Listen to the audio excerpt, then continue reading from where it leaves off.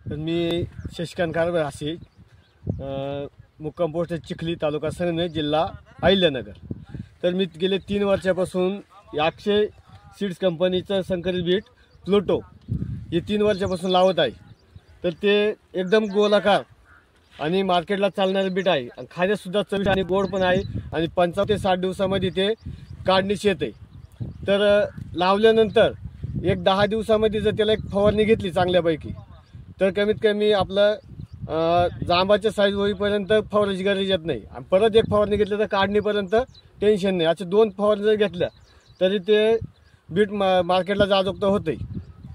तर फक्त त्याचा पाला फक्त लाल पडू द्यायचा नाही, फवारणीला त्याला बुरशीनाशक 2 बुरशीनाशक गेलेच पाहिजेत।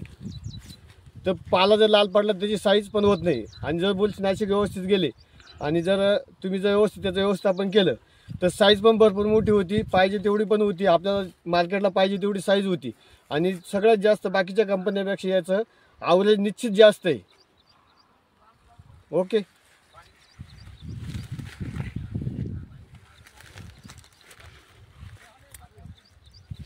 ॲव्हरेज चांगलं आहे। 60 दिवसात येतो।